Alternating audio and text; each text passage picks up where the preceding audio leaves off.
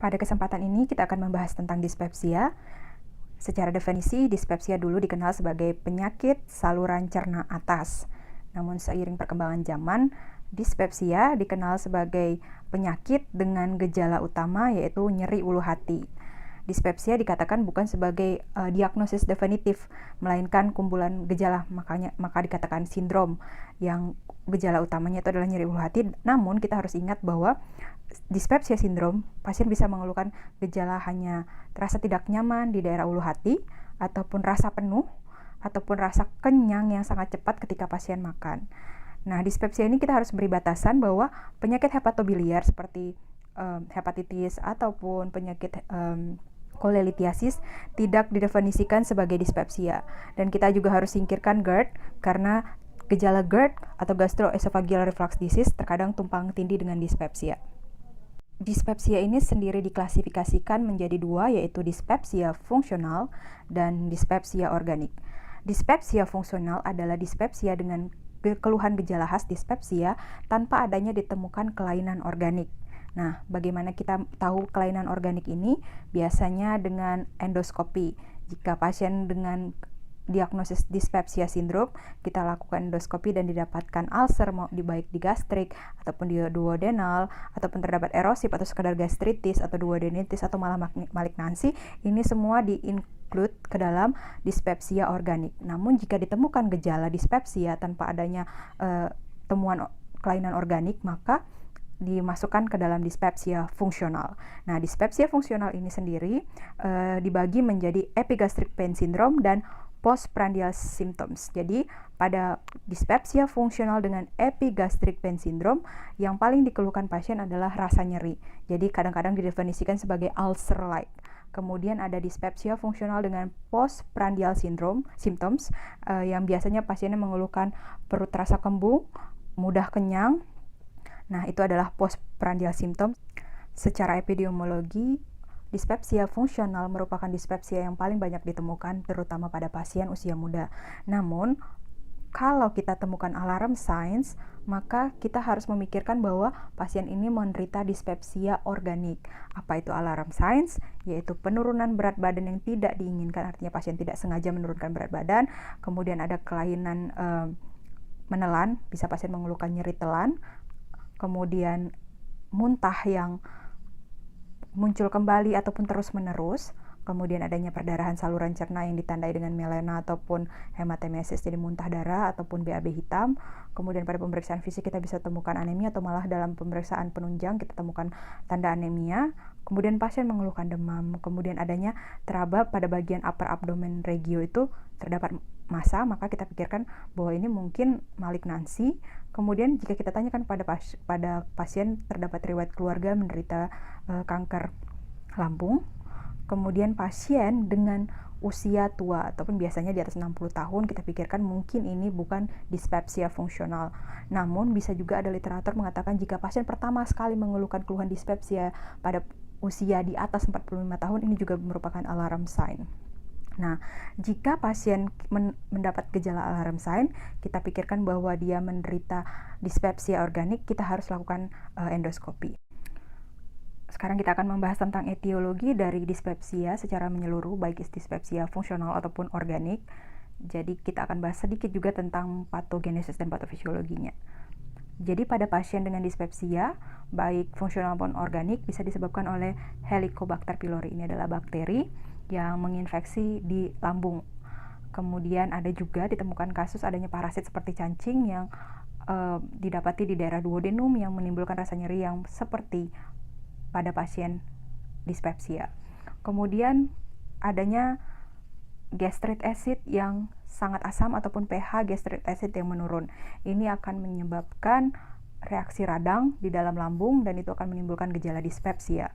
Kemudian ada kelainan dari motilitas baik lambung ataupun duodenum yang menyebabkan keterlambatan dari pengosongan lambung yang menyebabkan rasa seperti penuh ataupun mudah kenyang dan rasa tidak nyaman di ulu hati. Ada juga yang namanya visceral hypersensitivity.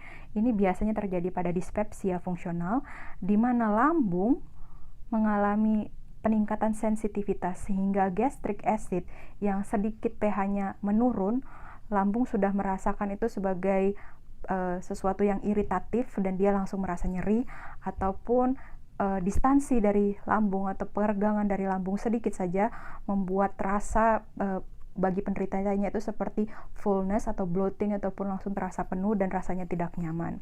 Kemudian kita harus ingat juga bahwa adanya faktor psikologis seperti pada pasien hipokondria sering mengeluhkan gejala nyeri ulu hati sama seperti dyspepsia sindrom. Kemudian pada pasien kanker lambung bisa awalnya ditemukan gejala seperti dyspepsia. Nah, perlu juga kita ingat bahwa pasien dengan penggunaan NSAID ataupun steroid sering menyebabkan gastric ulcer ataupun gastritis ataupun masalah di lambung. Lalu faktor risiko yang bisa mencetuskan ataupun memperburuk keadaan dispepsia, baik dispepsia fungsional ataupun dispepsia organik, salah satunya adalah pola makan yang tidak baik. Biasanya pasien itu sering telat makan. Lambung sebenarnya terus menghasilkan gastric acid yang akan dinetralkan ketika kita makan, karena makanan itu cenderung bersifat lebih basah, sehingga pH lambung akan naik ketika kita makan. Sehingga pada pasien yang sering telat makan akan mengeluhkan dispepsia sindrom. Kemudian jenis makanan atau minuman. Makanan pedas itu bersifat iritatif sehingga pasien bisa menimbulkan gejala dispepsia sindrom. Kopi, teh, dan coklat juga bersifat asam dan bisa memperburuk keadaan tersebut. Dan dikatakan juga bahwa makanan berlemak dan bersantan itu bisa memperburuk keadaan dispepsia sindrom. Kemudian porsi makan. Beberapa pasien, terutama pasien dengan keluhan rasa tidak nyaman setelah makan, itu akan memperburuk keadaannya jika porsi makannya itu sangat besar. Jadi pasien lebih baik disarankan untuk makan sedikit tapi sering. Kemudian faktor risiko lain adalah infeksi seperti Helicobacter ataupun infeksi parasit cacing. Kemudian pada pasien usia lanjut dikatakan bahwa pasien usia lanjut itu cenderung lebih berisiko untuk mengeluhkan dispepsia, terutama dispepsia organik. Dan seperti yang sudah kita ketahui, penggunaan NSAID ataupun steroid ini bisa memperburuk keadaan dispepsia. Ini berhubungan dengan prostaglandin, karena NSAID dan steroid itu menghambat kerja dari prostaglandin, sementara prostaglandin itu bersifat mukoprotektor pada lambung.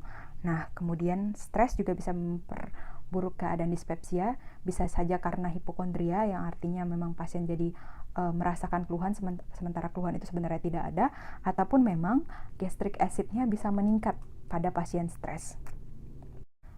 Jadi pada anamnese kita harus tanya dulu, biasanya pasien wanita itu cenderung lebih sering menderita dispepsia. Kemudian pasien usia tua, pasien perokok, pasien peminum alkohol, dan pasien dengan risiko stres. Jadi kita bisa tanyakan apakah pekerjaannya baik atau bagaimana kehidupan sosialnya. Kemudian keluhannya biasanya nyeri ulu hati ataupun rasa tidak nyaman pada ulu hati, rasa penuh, kembung, ataupun mual, bahkan sampai muntah-muntah. Pada pasien dengan alarm sign, kita lihat apakah ada tanda-tanda perdarahan atau tanda-tanda lain. Kemudian pada pemeriksaan fisik, pada vital sign kita bisa perhatikan apa adanya penurunan tekanan darah yang mungkin terjadi karena misalkan pasien perdarahan saluran cerna ataupun pasien mengalami dehidrasi karena muntah-muntah. Kemudian heart rate bisa meningkat karena pasien mengeluhkan nyeri ataupun mungkin mengalami shock, ataupun pasien bisa mengeluhkan demam. Jadi kalau pasien mengeluhkan demam itu sudah masuk ke dalam alarm sign. Pada kepala dan leher bisa kita temukan konjungtiva animis pada alarm sign-nya. Kemudian pasien juga terkadang mau mengeluhkan rasa tidak nyaman di kerongkongan. Kemudian pada abdomen bisa kita temukan nyeri tekan epigastrik. Pada akral kita bisa temukan adanya tanda pucat jika pasiennya anemia, kemudian tanda-tanda dehidrasi. Pada pemeriksaan penunjang yang sering dilakukan adalah pemeriksaan darah rutin. Nah, pada darah rutin ini yang perlu kita lihat apakah ada penurunan Hb, kemudian kita periksa apakah leukositnya meningkat. Jika terjadi leukositosis, mungkin ini adalah penyebab lain, mungkin terjadi infeksi. Kemudian untuk menyingkirkan apakah ini adalah dispepsia organik, kita bisa lakukan endoskopi. Kemudian jika kita curiga, jadi pada pasien di bawah 45 tahun atau di bawah 60 tahun, jika tidak diterapi dengan PPI selama 2 minggu tidak ada perbaikan, kita bisa lakukan urea blood test ataupun bisa langsung dilakukan urea blood test untuk melihat adanya infeksi Helicobacter pylori. Kemudian bisa kita lakukan abdominal USG untuk menyingkirkan masalah-masalah lain seperti adanya massa ataupun masalah hepatobiliar ataupun masalah lain. Namun pemeriksaan penunjang yang sering kita lakukan di emergency room itu pada pasien dengan keluhan nyeri hati, pada pasien dengan faktor risiko tinggi yaitu pria di atas 45 tahun atau wanita di atas 55 tahun. Jika keluhannya tidak jelas apakah ini epigastrial discomfort ataupun malah akut coronary syndrome, maka kita harus lakukan EKG. Untuk mendiagnosis dispepsia, kita harus temukan gejala klasik yaitu nyeri ulu hati atau tidak nyaman di ulu hati yang biasanya dialamin lebih dari 4 minggu. Jadi dari anamnesis kita bisa tanya apakah keluhan ini sudah lebih dari 4 minggu, maka kita bisa pikirkan bahwa ini adalah dispepsia. Kemudian dari pemeriksaan fisik kita nilai apakah ada alarm sign atau tidak. Kemudian kita lakukan pemeriksaan penunjang jika terjadi alarm sign. Namun jika tidak ditemukan alarm sign, jika pasien hanya mengeluhkan nyeri ulu hati, yang pertama kita pikirkan adalah dispepsia fungsional dan kita tata laksana dispepsia fungsional. Namun jika terjadi alarm sign, maka kita akan lakukan pemeriksaan penunjang, pemeriksaan darah, dan terutama dilakukan pemeriksaan endoskopi. Jika ditemukan alarm sign, kita harus endoskopi. Namun pada pasien muda yang sudah berulang kali didiagnosis dengan dispepsia fungsional, kita bisa pikirkan mungkin ini disebabkan oleh Helicobacter pylori. Jadi kita bisa lakukan urea breath test. Nah, diagnosis banding yang bisa kita pikirkan yang lain adalah kemungkinan GERD. Pasiennya jika keluhan utamanya adalah sendawa ataupun rasa asam yang naik ke kerongkongan, kemudian ke mulut ataupun muntah-muntah, itu bisa jadi GERD. Kemudian ada irritable bowel syndrome yang juga bisa dikeluhkan rasa tidak nyaman di perut, dan biasanya IBS disertai dengan masalah defekasi. Kemudian gastroenteritis juga bisa mengeluhkan nyeri perut dan muntah-muntah ataupun mencret. Kemudian pada pasien dengan faktor risiko tinggi kita harus pikirkan bahwa mungkin terjadi akut coronary syndrome, yaitu pada pria di atas 45 tahun atau wanita di atas 55 tahun dengan penyakit penyerta seperti diabetes, hipertensi.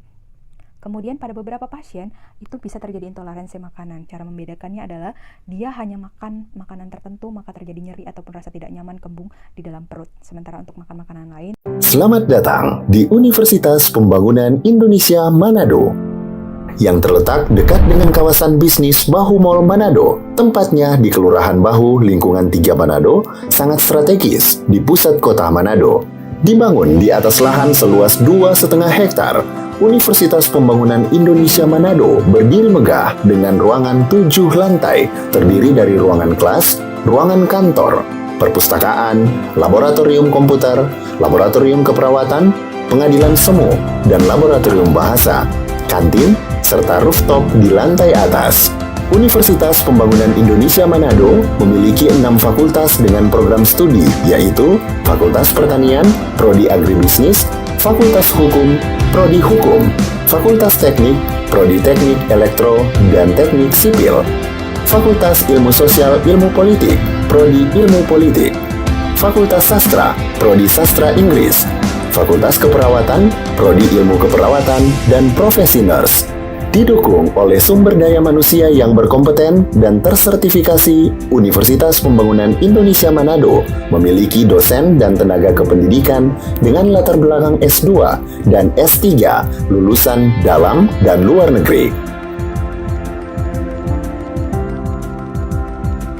Proses belajar mengajar dilaksanakan dengan teknologi informasi merujuk perkembangan dunia modern saat ini, dilakukan dengan sistem e-learning dan sistem ujian online atau ULAIN.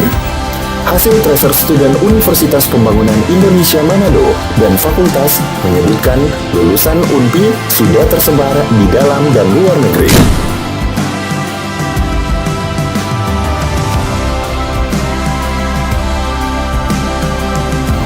Selamat bergabung putra-putri terbaik bangsa. Kembangkan dirimu, raih cita-citamu setinggi bintang di langit. Kami siap menghasilkan generasi terbaik dan pemimpin di masa depan.